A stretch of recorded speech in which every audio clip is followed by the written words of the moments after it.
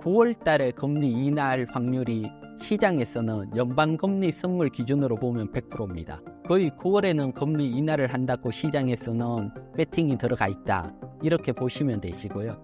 여기에서 한 번 더 12월 달에 한 번 더 금리 인하할 확률이 99%까지 가 있습니다. 즉 올해 미국이 2번 금리 인하할 확률이 현재 99%다.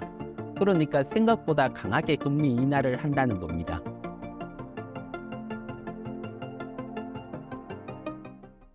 네, 안녕하세요. 저는 대한민국이 가장 어려울 때 1998년부터 금융시장에 있어온 이희건 대표입니다. 그리고 지금은 이희건 경제TV 유튜브를 운영하고 있습니다. 반갑습니다. 최근 미국의 대선 불확실성 커지면서 미국 시장이 조정을 받고 우리 시장도 하락이 나오고 있습니다. 우리 시장 하반기 상승을 기대할 수 있을까요? 네, 이렇게 사실 시장이 어려울수록 가장 근본적인 어떤 펀더멘탈 상황으로 우리나라를 봐야 될 것 같아요. 만약에 기업이라면 업황이 좋고 또 수급이 몰려들어온다. 이러면 종목들이 상승을 하겠죠. 그러면 우리나라 같은 경우는 사실 수출로 먹고 사는 나라입니다. 따라서 수출이 얼마나 잘 되는지, 그리고 또 외국 자금이 들어와야 상승을 하니까 외국 자금이 얼마나 들어오고 있는지 이 부분을 봐야지 전체적인 어렵지만 시장 환경을 알 수 있을 걸로 보입니다. 그래서 제가 상반기 수출 현황을 준비를 했는데요. 상반기 수출 현황을 보시면 일단 수출의 기준으로 보면 역대 2위입니다. 3,348억 달러 수출을 했고요. 또 무역수지 흑자는 2018년 이후 상반기 이후 최대 흑자를 내고 있고요. 수출 정말 잘 되고 있고 이때 보게 되면 반도체가 전반기에 비해서 52% 급등을 하고 수출 상승을 이끌고 있고요. 그리고 자동차 같은 경우는 역대 1위 수출을 기록하고 있습니다. 따라서 수출이 잘 된다는 것은 지금은 어렵지만 시간이 지나면 수출이 잘 될 때는 원화가 강세로 가고 우리 시장이 상승을 했거든요. 따라서 지금처럼 흔들릴 때는 관심 종목 매수하는 전략으로 접근을 하는 게 좋고요. 여기서 수출만 잘 되느냐? 또 그건 아니거든요. 보게 되면 또 외국인 매수 현황도 한번 보도록 할게요. 외국인 매수 현황 상반기입니다. 상반기에 우리나라 외국인들이 23조 284억 매수를 했거든요. 이게 23조 그러면 얼마나 큰지 감이 잘 안 오지만 이게 지금 사상 최대 상반기 매수 금액인데 직전 최대 매수 금액이 2004년도 12조입니다. 그런데 올해 상반기만 23조, 최대 때보다도 2배 가까이 더 많이 매수가 들어왔다는 겁니다. 즉 수출이 정말 잘 되고 있고 또 외국인 매수가 정말 거의 우리 시장을 쓸어 담다시피 하고 있거든요.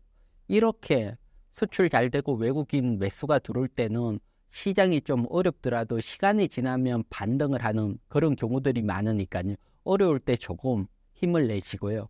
또 수출 종목으로 보게 되면 수출 잘 되는 게 반도체와 자동차 설명드렸고 여기에 맞춰서 상반기 동안 외국인들이 가장 많이 매수한 1위 종목이 삼성전자고요. 외국인들이 약 8조 원 매수를 했고 2위가 SK하이닉스, 즉 외국인들은 반도체 사랑이 여전하다 이렇게 볼 수가 있고 3위가 현대차, 그 다음 7위가 기아. 그래서 보면 자동차 반도체 이게 우리 수출을 견인하는 업종이고 거기에 맞춰서 외국인들이 또 그 업종을 쓸어 담고 있다. 이렇게 보시면 어렵더라도 이 외국인들이 집중적으로 들어오고 업황이 좋은 섹터는 지금 많이 흔들리지만 흔들릴 때 계속해서 관심을 가져야 될 걸로 보이고요. 결국 지금 원화 차트도 한번 볼게요. 외국인들이 이렇게 강하게 매수가 들어올 때 지금 상반기 동안 원화 차트입니다. 원화 차트를 보면 원화가 약세로 움직였거든요. 전통적으로 이렇게 원화가 약세로 움직이면 외국인들은 환손실이 나기 때문에 매도를 하거든요. 근데 대량으로 매수를 했다 상반기 때.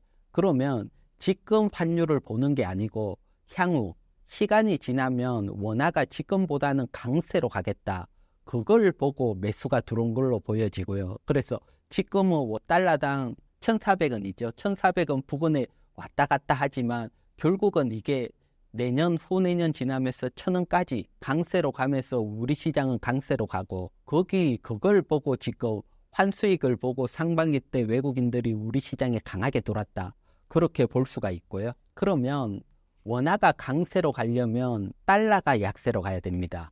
우리는 원달러니까 달러가 강세로 가면 원화는 약세로 가고 달러가 약세로 가면 원화가 강세로 가고 결국 외국인들은 달러가 약세로 갈 걸로 보고 원화는 강세로 간다. 그러니까 달러를 팔고 우리 시장에 상반기 때 엄청난 23조 이상 매수가 들어온 걸로 보입니다. 그러면 달러가 지금까지가 왜 강세인지 그걸 보고 향후 또 달러는 어떻게 움직일지 한번 보도록 할게요. 보면 상반기 동안 있어 왔는 건데 6월까지 보면 미국은 기준금리를 동결을 했습니다. 미국은 기준금리 동결을 했지만 상대적으로 달러 인덱스에 포함된 스위스 같은 경우는 2번 금리를 인하를 했고 스웨덴도 금리 인하를 했고 또 ECB 유럽 중앙은행도 금리 인하를 했고 캐나다도 금리 인하를 했고 달러 인덱스에 포함된 나라들이 금리 인하를 했으니까 이들 환율은 금리 인하에 따라 약세로 가고 상대적으로 금리 동결을 한 미국은 강세로 가고 그래서 달러가 강세 부분에 상반기 동안 유지할 수 있었던 이유고요. 하지만 하반기로 들어오면 또 분위기가 반전이 됩니다. 하반기 보게 되면 미국이 금리 인하할 확률이 갑자기 확 높아졌고요. 또 상대적으로 다른 나라들은 먼저 금리를 인하를 했기 때문에 미국보다 비슷하거나 약하게 금리 인하할 확률이 높다. 그러면 강세로 움직였던 달러는 약세로 움직일 수 있는 환경이 만들어지고 있다. 따라서 지금 시장이 흔들리지만 결국 9월달 미국 금리 인하, 12월 금리 인하를 본다면 지금 어렵더라도 힘을 내시면 또 좋은 소식이 있을 걸로 보이고요. 또 보면 미국이 이렇게 하반기에 강하게 금리 인하를 할 수 있었던 건 다른 것보다는 역시 물가입니다. 물가를 보게 되면 일단 6월 소비자 물가인데 미국이 3.0% 상당히 잘 나왔거든요. 소수점짜리까지 따지면 2.97, 3%대 아래고요.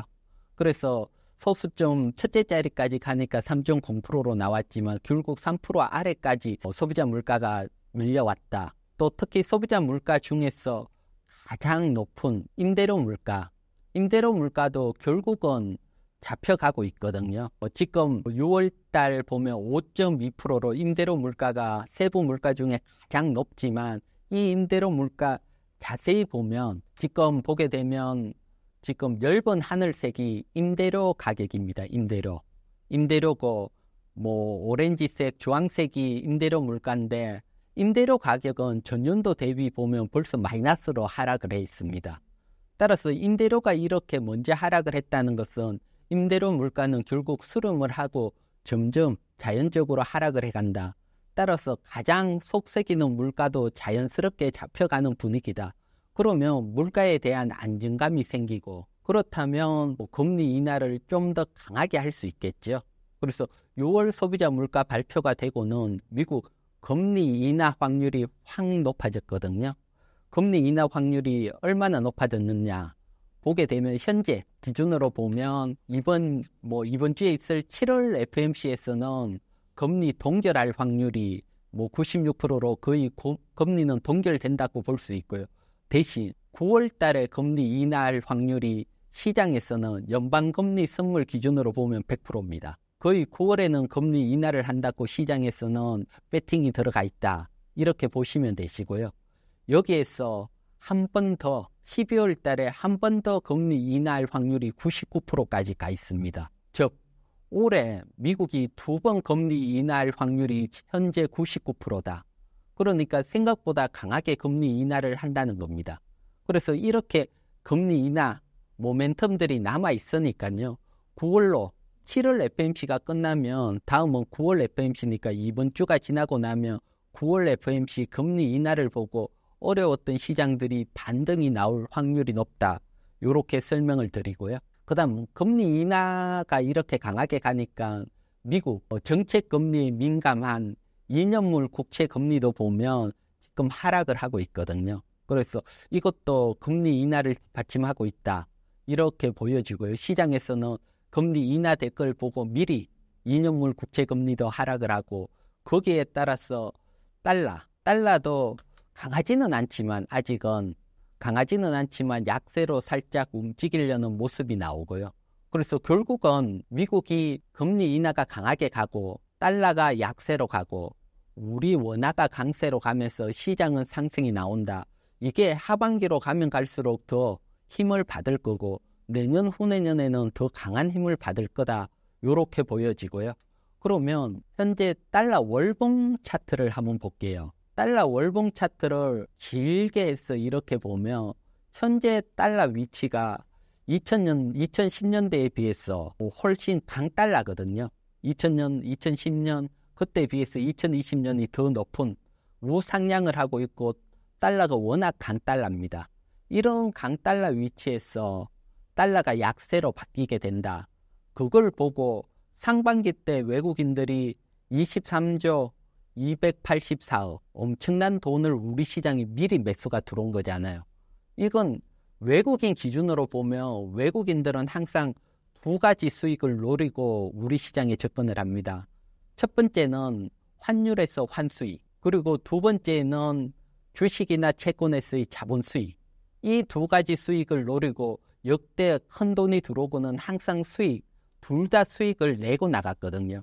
그러면 지금 1달러당 1,400원이라고 가정을 하면 외국인들이 지금 우리 시장에 쓸어 담을 때는 1달러 주고 1,400원을 받아서 주식이나 채권을 사지요. 그러면 원화가 계속 강세를 가서 1달러에 1,000원이 됐다. 그러면 나갈 때는 1,000원을 내고 1달러를 받아서 나옵니다. 들어올 때는 1,000원을 내고 1,400원을 받았다가 나갈 때는 1,000원만 내고 나가니까 400원, 40% 이상 환수율이 날 수 있다. 그만큼 원하는 시간이 지나면 내년 후내년 지나면 1,000원 가까이로 강세로 간다. 이걸 보고 지금 큰 돈이 들어왔고요. 또 마찬가지입니다. 주식 지금 어렵고 힘든 포인트지만 결국은 3,000 넘어서 3,500, 4,000 크게 가서 고점에 갔을 때 확 팔고 나가니까요. 지금 이만큼 23조 이상 큰 물량이 들어왔는데 지금 팔고 나가지는 못합니다. 상반기 때 비해서 주가 상승한 것도 아니니까요. 결국은 큰 그림을 보게 되면 외국인들은 환율에서도 수익을 내고 또 주식에서도 수익을 내고 나간다. 그걸 가정을 하면 2, 3년 뒤에는 훨씬 크게 원하는 강세고 시장은 훨씬 크게 상승을 해 있다. 이걸 보셔야 됩니다. 외국인들은 긴 호흡을 보고 상반기 때 거의 우리 시장을 쓸어 담았으니까요. 여기에 본다면 지금처럼 시장이 흔들릴 때 관심을 가져야 된다. 이렇게 설명을 드리고요. 이게 과거 사례를 보면 어떤 사례가 있었냐고 하면 2003년에서 2007년 지금 원화 차트를 준비를 했는데요. 이때 보면 원화가 1,300원에서 거의 900원 가까이 원화가 2003년에서 2007년 1,300원에서 900원 가까이 외국인들이 환수익이 확 나고 그리고 주가는 700포인트에서 2,000포인트까지 엄청나게 상승을 했는 대세 상승 구간이랐거든요. 근데 이런 구간이 곧 온다는 겁니다. 이런 구간이 결국은 내년 후내년을 지나면서 지금 1,400원 가까이 돼 있던 환율이 1,000원 가까이로 가면서 사실 수출이 잘 되면 원화는 또 강세로 가는 측면이 있고요. 여기서 또 하나를 더 보태자면 아직 미국 대선이 결정된 건 아니지만 트럼프가 된다. 가정을 하면 트럼프 정부가 지난 정부 때도 보면 달러 약세 정책을 펼쳤거든요. 그러면 지금 또 똑같은 정책을 펼친다고 보면 미국 금리 인하와 트럼프 정책이 맞으면서 더 달러는 강하게 강세로 갈 수 있고요. 그런 측면들도 뒤에 기다리고 있고요.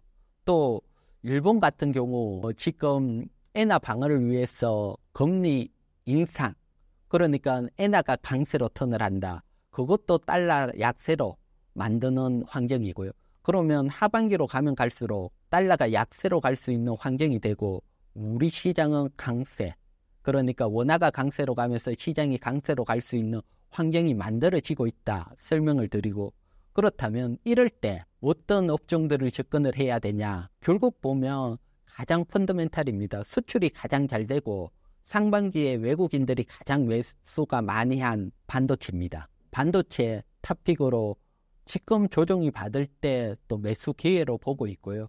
또 일각에서는 트럼프 리스크에 대해서 걱정도 하시는데 항상 반도체는 정치적인 현황은 잠깐 지나가고 결국은 반도체 업황 사이클에 따라 상승을 해왔거든요. 그래서 업황이 이제 상승 쪽으로 전환을 하고 있으니까 반도체는 흔들릴 때마다 관심을 가지고, 또 두 번째는 지금 수출이 뭐 역대 1위에다가 외국인 두 번째로 많이 매수한 자동차 관심을 가져야 되고요. 그 다음 세 번째는 역시 2차 전지입니다.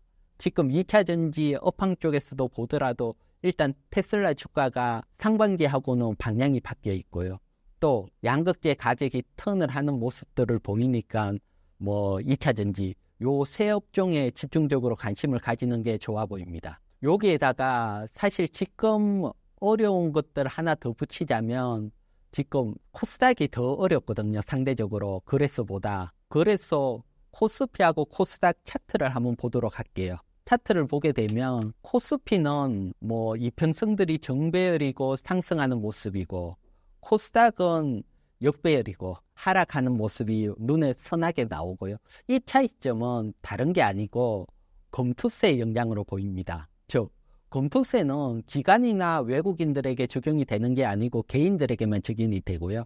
개인 매매 비중이 가장 높은 코스닥 시장이 직격탄을 받고 있다.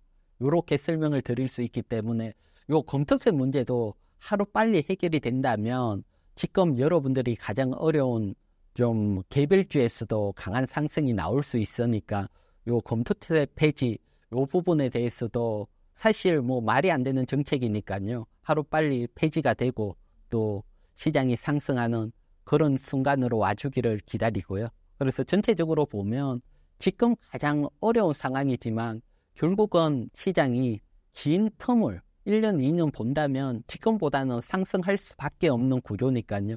여러분들 힘들 내시고 어렵더라도 조정기에 매수하는 시점으로 매수 기회로 보시고 또 주식 비중을 높여가는 게 시간이 지나면 더 큰 수익으로 돌아올 수 있으니까 요점 참고하셔서 시장 보셨으면 좋겠습니다.